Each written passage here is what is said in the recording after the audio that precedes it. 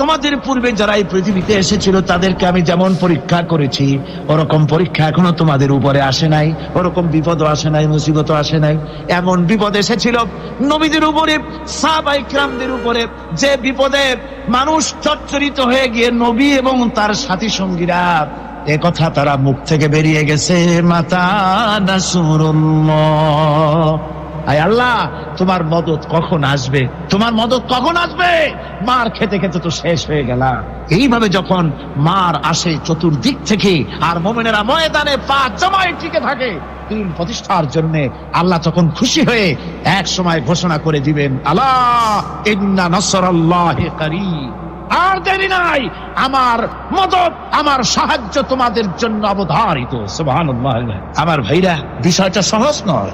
শুধু দুইটা সেজদা দিয়া, শুধু তাহাজ্জুদের কিছু নামাজ পড়িয়া আল্লাহর জান্নাতে যাওয়া এত সহজ নয়।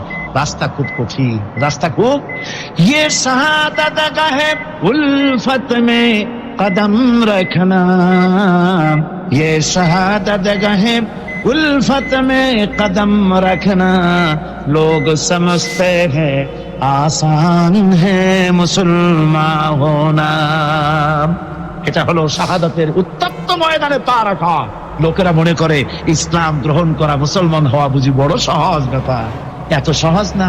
আমরা হানফি মাসলাকের লোক, ইমাম আবু হানিফার মাসলাক অনুযায়ী চলি। আমরা মনে করি বেহেশতে এমনি যাব, কিন্তু আমাদের ইমাম সাহেব কি করছেন ওই ইতিহাস আমাদের জানানো। খাজা বাবার মহব্বতে অস্থির। রজব মাস আসলে পরে বড় বড় ডেক্সি চড়ায়, সেই ডেক্সির উপরে লাল শালু বিছায়, তারপরে টাকা পয়সা রোজগার বহুত করে। আসলে তো খাজা না, আসলে হচ্ছে ইয়া খাজা কুস্তু আজা, পেট তো ভর যায়। পেট ভরার জন্য পয়সা করে ইনকাম করা। খাজার লা ইলাহা ইল্লাল্লাহ এই চিশতিয়া তরিকার জিকির গ্রহণ করা হয়েছে, কিন্তু চিশতিয়া তরিকা যে আরেকটা আছে, কারাগার পর্বতে পৃথিবীরাজের সঙ্গে লড়াই করা, সেইটার কাছে নেই আমরা, সেটা। ইমাম আবু হানিফা শুধু মস্তাই বলেন নাই, দিন প্রতিষ্ঠার জন্য রক্ত দিয়েছেন, ঠিক কিনা? 8টি বছর পর্যন্ত কারারুদ্ধ ছিলেন। তাকে জিজ্ঞেস করা হয়েছে, ইমাম সাহেব জেলের মধ্যে তো আছেন, কষ্ট হয়? ইমাম সাহেব বলেছেন, না কষ্ট হয় না, তবে মাঝে মাঝে একটু কষ্ট হয় মনে। 2-4 মাস পর পর আমার বুড়ি মাকে এনে হাজির করা হয় জেলখানার মধ্যে, আর আমার মায়ের সামনে আমাকে পেটানো হয়, যেন মা আমাকে বলে যে এদের সাথে একমত হয়ে যা, সেই জন্য পেটানো হয়। আমার মা আমার মায়ের দেখে আর মায়ের চোখ থেকে পানি পড়তে থাকে, তখন আমার মনে বড় কষ্ট লাগে। তবে আলহামদুলিল্লাহ মা আমার এমন, আমার মা দেখেন আর হজম করেন। সর্বশেষ যে ব্যক্তি জাহান্নাম থেকে মুক্তি লাভ করবে তাকে আল্লাহ পাক বলবেন, ফেরেশতাদেরকে বলবেন, ও আমার ফেরেশতারা, আমার এই বান্দাকে জান্নাত এবং জাহান্নামের মাঝখানে রেখে দাও। জান্নাত এবং জাহান্নামের মাঝখানে লোকটি যখন থাকার জায়গা পাবে, সে জান্নাতের দিকে তাকায়া দেখবে আর কাঁদতে থাকবে। আল্লাহ পাক জিজ্ঞেস করবেন, বান্দারে, যুগের পর যুগ ধরে জাহান্নামে কেঁদেছ, আমি রব্বুল আলামিন জাহান্নাম মাফ করে দিয়া জান্নাত জাহান্নামের মাঝখানে রেখে দিয়েছি, আযাব থেকে তো বেঁচে গেছো, এখন কান্দো কেন? লোকটি বলবে, রব্বুল আলামিন কান্দি এই কারণে, জাহান্নাম থেকে মাফ করেছো, তোমার শুকরিয়া আদায় করি। জান্নাত তো আমার কপালে নাই, কিসমতে নাই, কিন্তু জান্নাত আমি এখান থেকে দেখতে পাচ্ছি, জান্নাতের সুঘ্রাণ আমার নাকে আসতেছে, কপালে নাই যাওয়ার। আমি কাঁদি এই জন্য, তুমি যদি মেহেরবানি করে আমাকে জান্নাতের দরজার কাছে একটু দাঁড় করায় দিতা, প্রাণ ভরে তোমার জান্নাতের দৃশ্যটা একটু দেখতা। আল্লাহ পাক তার আরজি পূরণ করবেন, বলবেন যাও, ফেরেশতাদের বলবেন এর জান্নাতের দরজার কাছে দাঁড় করায় দাও। জান্নাতের দরজার কাছে দাঁড়িয়ে লোকটি আবার কান্না শুরু করবে। আল্লাহ পাক প্রশ্ন করবেন, এবার কান্দো কেন? লোকটি বলবে, রব্বুল আলামিন কান্দি এই কারণে, জান্নাতের এই দরজায় দাঁড়ায়া জান্নাতের অফুরন্ত নেয়ামত কিছুই ভালো করে দেখা যায় না, শুধু অল্প জায়গা দেখি। যদি তুমি আমারে দয়া করে জান্নাতের মাঝখানে দাঁড় করায় দিতা, চতুর্দিকে তাকায়া তাকায়া দেখা কলিজারে ঠান্ডা বানাইতাম। তবে আমি ওয়াদা করি, জান্নাতের কোনো নাজ নেয়ামত, কোনো ফল আমি খাবো না, ধরবো না, সইব না। একটুখানি মেহেরবানি করে মাঝখানে দাঁড় করাইয়া দাও, জানদারে ঠান্ডা করি। আল্লাহ রাব্বুল আলামিন ফেরেশতাদের বলবেন, আমার এই বান্দারে জান্নাতের মাঝখানে দাঁড় করিয়ে দে। আল্লাহর নবী বলেন, জান্নাতের মাঝখানে দাঁড়িয়ে লোকটি আগের চাইতে আরো জোরে চিৎকার মেরে কাঁদতে থাকবে। আল্লাহ পাক বলবেন, বান্দারে কি হলো তোর? দরজার কাছে আসতে চাইছি রে, আইনা দিলাম। আবার এবার মাঝখানে আসতে চাইছো, তাও এনে দিয়েছি। আবার কান্দো কেন?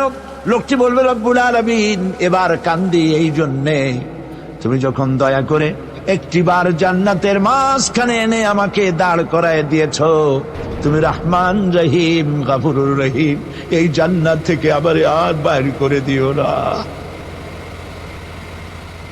আল্লাহ রাব্বুল আলামিন বলবেন, ও আমার বান্দারে, আমার এই জান্নাত তোর খুব পছন্দ হয়েছে নাকি? লোকটি বলবে, রব্বুল আলামিন, কলিজা ঠান্ডা হয়ে গেছে, ভাবতেও পারি নাই জান্নাত এত সুন্দর। আল্লাহ পাক বলবেন, বান্দারে, এরকম একটি নয়, দুইটা নয়, তোর জন্য আমি 10টা জান্নাত এইরকম রিজার্ভ করে রাখছি। সুবহানাল্লাহ, সুবহানাল্লাহ। আল্লাহ পাককে ভয় করে পৃথিবীর সমস্ত পাপ থেকে যারা নিজেকে রক্ষা করবে, আল্লাহ তাদের জন্য এই জান্নাত রেখে দিয়েছেন। সুবহানাল্লাহ। সেই জান্নাতের রিসিপশন আপনারা আন্দাজ করতে পারবেন না। রিসিপশন কারে কয়? কি এর প্রধানমন্ত্রী আর প্রেসিডেন্ট, 4-5টা পুলিশ আর আর্মি এসে একটা ফট করে সেলুট মারলো, বাস শেষ হয়ে গেল, এরকম না। জান্নাতীদেরকে রিসিপশন দেওয়া হবে। জান্নাতীরা যখন আল্লাহর হুকুমে জান্নাতের দিকে যেতে লাগবে, আর যখন জান্নাতের কাছে চলে যাবে, আল্লাহ রাব্বুল আলামিন শোনায় দিচ্ছেন, হাত্তা ইযা জাউহা ফুতিহাত আবওয়াবুহা ওয়া ক্বালা লাহুম খাজানাতুহা সালামুন আলাইকুম তিবতুম ফাদখুলুহা খালিদিন। সুবহানাল্লাহ। জান্নাতীরা যখন জান্নাতে প্রবেশ করার দরজার মুখোমুখি হবে, তার রক্ষীগণ তখন বলবে, সালামুন আলাইকুম, আল্লাহর শান্তি তোমাদের উপরে বর্ষিত হোক। সুবহানাল্লাহ। দুনিয়ার টাটকা টাটকা সুখগুলি 2 পা দিয়ে ঠেলে দিয়েছ, টাটকা সুখগুলি গ্রহণ করো নাই, হারাম খাও নাই, আল্লাহর দ্বীন কায়েমের জন্য রক্ত দিয়েছো, জীবন দিয়েছো, কষ্ট করেছো, আল্লাহকে ভয় করেছো। আমাদের সালাম গ্রহণ করো, জান্নাতের মধ্যে ঢুকে যাও চিরকালের জন্য। সুবহানাল্লাহ। আর বাইরে হওয়া লাগবে না, চিরকাল এই জান্নাতের মধ্যে তোমরা বসবাস করতে পারবে, আল্লাহ রাব্বুল আলামিনের ফেরেশতারা বলে দিবে। জান্নাতের মধ্যে আল্লাহ পাক হুরদের সঙ্গে জান্নাতীদের বিয়ের ব্যবস্থা করে দিবেন। কোরআনে কারিমে আল্লাহ পাক বলেন, মুত্তাকিইনা আলা সুরুজিম মাসফুফাতিন ওয়া যাওয়াজনাহুম বিহুরিন ঈন। সামনাসামনি ভাবে সাজানো সারি সারি আসন সমূহের উপর তারা ঠেস লাগায় বসে থাকবে, আর আল্লাহ রাব্বুল আলামিন হুরদের সাথে জান্নাতীদের বিয়ের ব্যবস্থা করে দিবেন। যেসব হুরের সঙ্গে বিয়ে হবে তাদের আল্লাহ পাক বিবরণ দিচ্ছেন কি রকম হবে তারা। লাম ইয়াতমিসহুন্না ইনসুন ওয়ালা জান। এর পূর্বে জিন এবং ইনসান এদেরকে কেউ স্পর্শ করে নাই। কি রকম তারা? কাআন্নাহুন্নাল ইয়াকুতু ওয়াল মারজান। যেমন ঝিনুকের ভিতরে মণিমুক্তা থাকে, এইভাবে আল্লাহ পাক তাদেরকে পবিত্র করে রেখে দিয়েছেন। আমার প্রিয় ভাইরা, আল্লাহ রাব্বুল আলামিন কোরআনে কারীমের ভিতরে বলেছেন, ফাবিআইয়ি আলা'i রাব্বিকুমা তুকাযযিবান। জান্নাত দান করে আল্লাহ পাক এবার জান্নাতীদেরকে সম্বোধন করে বলবেন, ইয়া ইবাদি লা খাউফুন আলাইকুমুল ইয়াওমা ওয়ালা আনতুম তাহজানুন। হে আমার বান্দারা, লা খাউফুন আলাইকুমুল ইয়াওম, আজ আর কোনো ভয় নাই। সুবহানাল্লাহ, সুবহানাল্লাহ। আজ আর কোনো ভয় নাই, কোনো চিন্তাও নাই, আরামে এই জান্নাতের মধ্যে বসবাস করো। এরপরে আল্লাহ পাক জিজ্ঞেস করবেন, ও আমার জান্নাতীরা, আমি যেসব ওয়াদা করছিলাম আমার ওয়াদা মোতাবেক সমস্ত নিয়ামত পেয়েছো? তারা বলবে, হ্যাঁ পেয়েছি, সব নিয়ামত আপনার ওয়াদা মোতাবেক সব পেয়েছি। আল্লাহ রাব্বুল আলামিন বলবেন, সব পাও নাই, ওয়ালাদাইনা মাজিদ, আমার কাছে আরো বেশি আছে। সুবহানাল্লাহ, আমার কাছে আরো বেশি আছে। জান্নাতীরা বুঝবে না সে আরো বেশিটা কি, এর থেকে আর বেশি কি। প্রিয় ভাই সব, নবী করিম সাল্লাল্লাহু আলাইহি ওয়াসাল্লাম বলেছেন, জান্নাতের সুখ আর শান্তি কোন চোখ নাই যা দেখেছে, যা কোন অন্তঃকরণ নাই যা কল্পনা করতে পেরেছে। এই জান্নাত মুত্তাকিদের জন্য আল্লাহ রাখছেন। সুবহানাল্লাহ। জান্নাতীরা ভাবতেও পারবে না সেই নিয়ামতগুলি কি। প্রিয় ভাই সব, সেই মুহূর্তে আল্লাহর নবী মুহাম্মদ রাসূলুল্লাহ সাল্লাল্লাহু আলাইহি ওয়াসাল্লাম বলবেন, রব্বুল আলামিন, আমার উম্মতেরা জান্নাতীরা বুঝতে পারে নাই আপনার কাছে কি নিয়ামত আরো বেশি আছে। আমার এই উম্মতেরা জান্নাতীরা আপনার ওয়াদা মোতাবেক সব পেয়েছে, কিন্তু একটি জিনিস এখনো তাদের কিসমতে হয় নাই।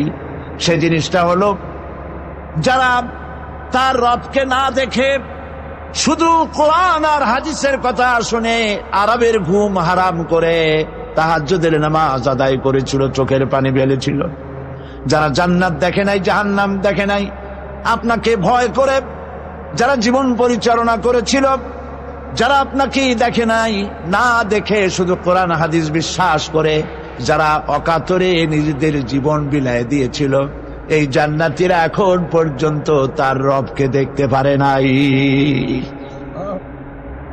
আল্লাহ রাব্বুল আলামিন তার সামনে থেকে ৭০,০০০ পর্দা সরে যাবে। আল্লাহ পাক বান্দাদের আরজি পুরা করার জন্য জান্নাতীদের সামনে তিনি জালোয়া ফরজ হবে। কোরআন শরীফের ভিতরে আল্লাহ পাক বলে, জান্নাতীরা তারা আল্লাহর দিকে, জান্নাতীরা তার রবের দিকে তাকিয়ে থাকবে, আর রব তার বান্দাদের দিকে তাকাইয়া থাকবে। প্রাণ ভরে জান্নাতীরা রবকে দেখবে। সুবহানাল্লাহ, আল্লাহ পাককে দেখবে। প্রাণ খুলে আজ দোয়া করি, রব্বুল আলামিন, জান্নাতের যেই পরিবেশে, যেই জায়গায় তুমি দয়া করে তোমার গোলামদেরকে তুমি নিজেই দর্শন দিবে, দেখা দিবে। মনিব গো, ও আমাদের রব, আজ এই বিশাল জনসমুদ্র নিয়ে তোমার দরবারে আবেগ ভরা কণ্ঠে বলি, যেই অনুষ্ঠানটি তুমি এমন মুবারক অনুষ্ঠান করবে যেখানে তুমি জান্নাতীদেরকে দেখা দিবে, ওই জান্নাতের কোনো একটি, ওই অনুষ্ঠানের কোনো একটি কোনায় কানায় আমাদেরকেও দাঁড় করাইয়া দেখান তো।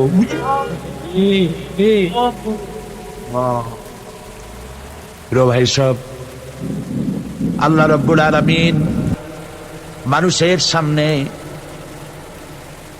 এত সব নিয়ামত রেখেছেন, এই জান্নাত দান করবেন। এরপরে আল্লাহ রাব্বুল আলামিন কোরআনে কারীমের মধ্যে বলেছেন,